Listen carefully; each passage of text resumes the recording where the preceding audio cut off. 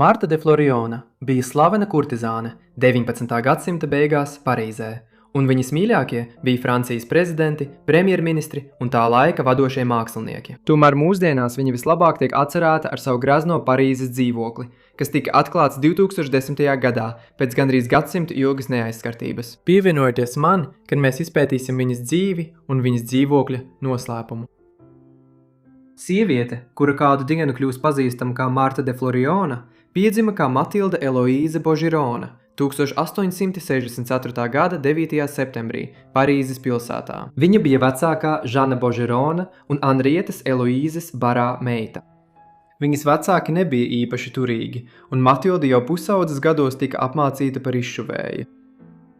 Viņu relatīvā trūkuma pazīme bija arī Matildes divu brāļu nāve.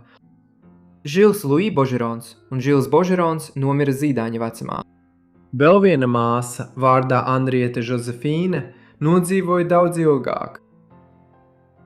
Lai gan Matilda iespējams savu darba dzīvi sāka kā izšuvēja mācekle, kad viņa sasniedza vēlīnos pusauģa gadus un tuvojās pilngadībai, viņa sāka apzināties, ka varētu nopelnīt daudz vairāk kā kurtizāne plaukstošajā Francijas galvaspilsētā.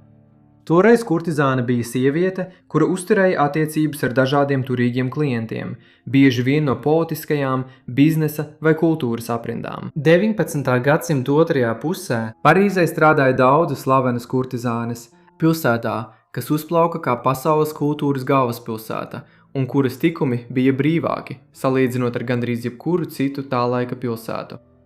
Neskatoties uz Matildas vēlāk iegūto slavu, trūks primāro avotu par viņas agrīnajām kurtizānes gaitām 80. gados. Bet mēs varam iedomāties, ka tāpat kā daudzas citas, viņi varēja pamanīt slavenajās pilsētas kabarē zālēs un restorānos, piemēram, Montlange Rouge un Le Folie Bergère. Acīm redzot, pateicoties savam ievērojamajam skaistumam, viņa ātri kļuva pazīstama un līdz 80. gadu vidum bija kļūsi par ievērojamu kurtizāni Belle Époque Parīzē. Iespējams nozīmīgākā mīlas dēka Matildas dzīvē bija ar baņķieri Augustu Albertu de Gastonu, Floriana Molāru. Tas notika viņas Parīzes kurtizānes gaitas sākumā, kad viņai vēl nebija vairāk par 17 vai 18 gadiem. Attiecību detaļas ir neskaidras, nemazāk tāpēc, ka Molārs tajā laikā bija precējies vīrietis. Tāpat šķiet, ka viņa, veidojot savu kurtizānes vārdu, izmantoja vienu no viņa otrajiem vārdiem.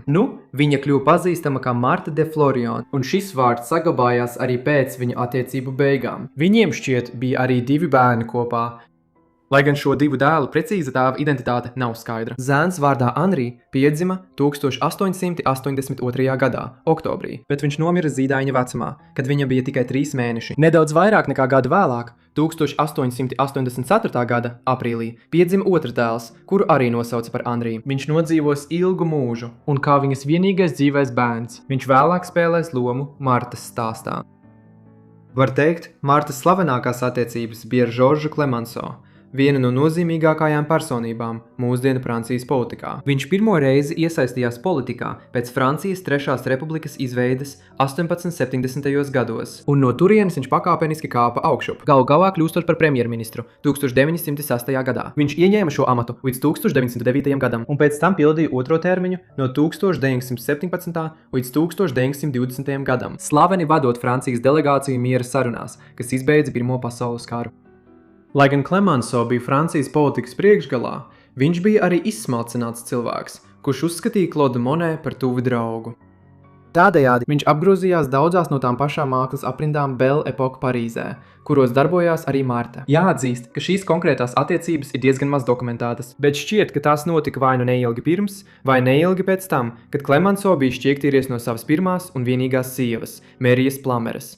1891. gadā ļoti strīdīgā šķiršanās procesā. Jānorāda arī, ka ap šo laiku Martas skaistums kļuva slavens visā Parīzē, un viņa tika attēlota laikrakstos Le Supplément un La Justice, 2 laikrakstos, kas piederēja Klemanso.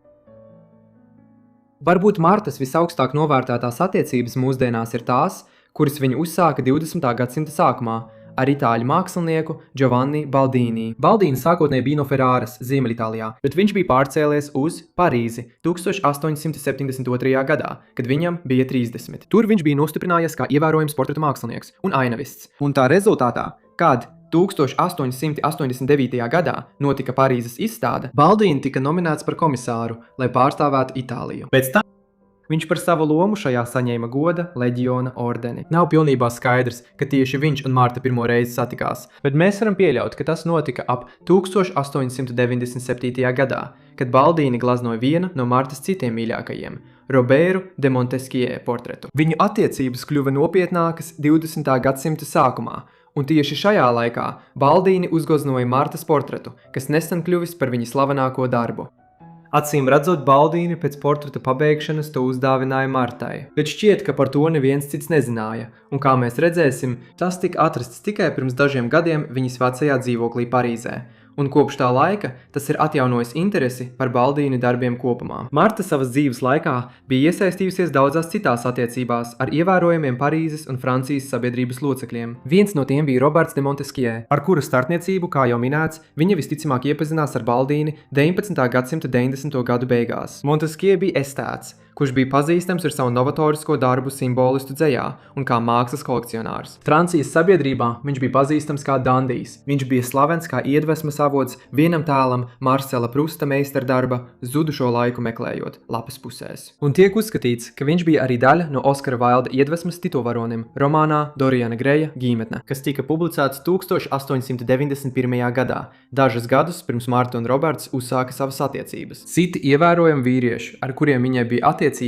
arī nāca no Francijas politikas pasaules, tāpat kā Clemenceau. Piemēram, kādu laiku viņa bija attiecībās gan ar Paulu de Chanelu, gan ar Pierre Valdeku Rousseau. Valdeks Rousseau bija Francijas premjerministrs no 1899. līdz 1902. gadam, bet daudzus gadus pēc viņa romāna De Chanelu uz neilgu laiku, mazāk nekā gadu, 1920. gadā, kļuva par valsts prezidentu. Bija arī daudzi citi, un Martai ir neparasti, ka viņai bija romāni ar tik daudziem tā laika augsta ranga politiskajiem darbiniekiem. 90. gados Marta jau bija kļuvusi slavena Parīzes sabiedrībā, un viņa atrada arī citu darbu, papildus kurtizānes gaitām.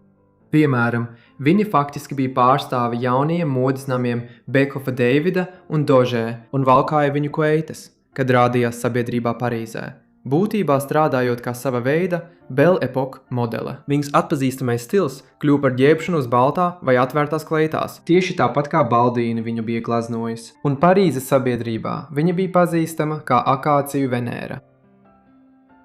Visas savas dzīves laikā Marta tikās ar daudziem saviem mīļākajiem un citiem mīlas partneriem graznā dzīvoklī, kas viņai piederēja Sēnas labajā krastā. Dzīvoklis atradās 4. stāvā skvērā La Bruyère ar 2. numuru, netālu no iespaidīgās Svētās Elizabetes baznīcas, kas tikko bija uzcelta 1860. gados. Šī bija iespaidīga telpa, kas aizņēma 1500 kvadrātpēdas.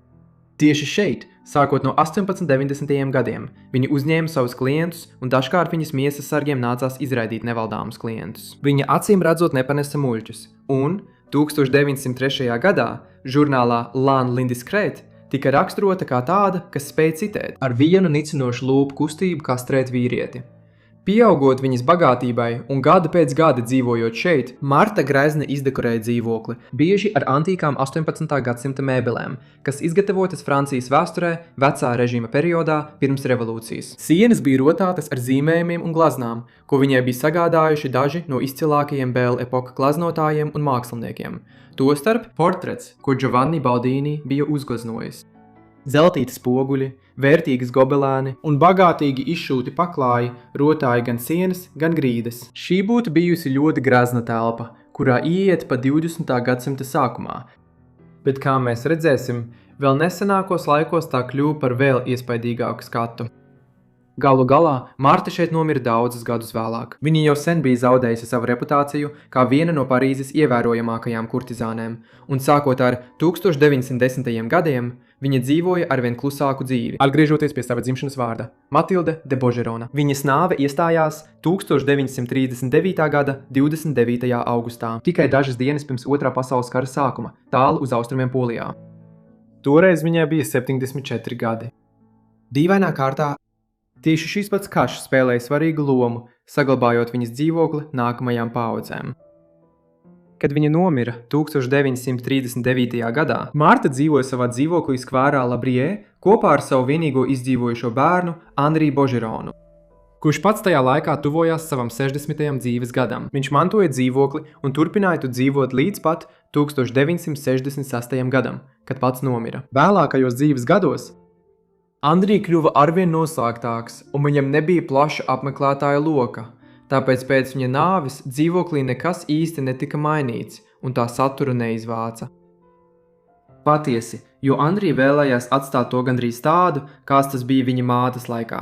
Dzīvoklis palika kā loks uz Belle Epoque laika Parīzi. Andrija bija meita Solanža, kura mantoja savas vecmāmiņas dzīvokli 60. gadu vidū.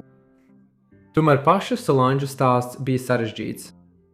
1942. gadā, kad viņai bija tikai 23 gadi, Solanža aizbēga no Parīzes, iespējams baidoties no aresta, saistībā ar viņas sadarbību ar franču pretošanās kustību. Šajā laikā nacistu režīms bija okupējis Francijas galvaspilsētu un valsts ziemeļdaļu.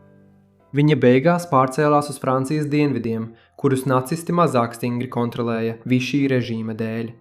Vēlāk viņa kļuva par dramaturģi, kas rakstīja darbus ar pseidonīmu Solange Beldora.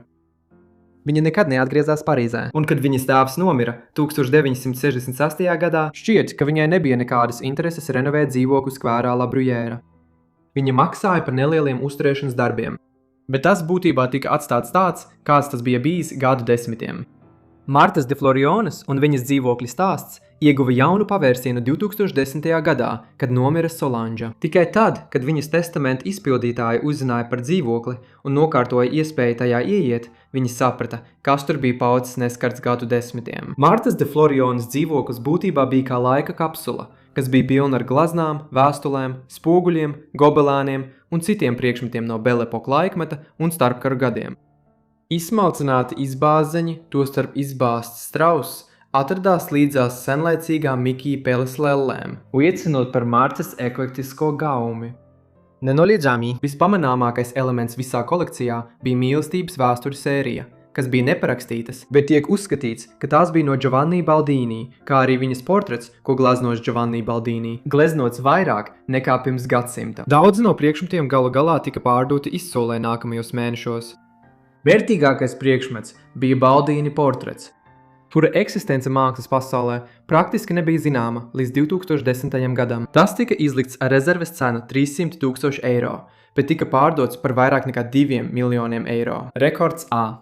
Baldini. Un spilgts apliecinājums tam, par kādu laika kapsulu kļuva Martas de Floriones Parīzes dzīvoklis 70 gadu laikā pēc viņas nāves. Paldies visiem, ka noskatījāties šo video par Martu de Florionu. Ceru, ka jums patika. Paziņojiet komentāros zemāk, ko domājat par viņas dzīvi un viņas dzīvokli. Ja jums ir kādi citi ieteikumi, atstājiet tos komentāros. Un ceru, ka esat abonējuši manu kanālu un ieslēguši paziņojumus, lai saņemtu visus manus video, tiklīdz tos augšupielādēju. Tas arī viss no manis, tāpēc tiksimies nākamajā Forgotten Life. Paldies!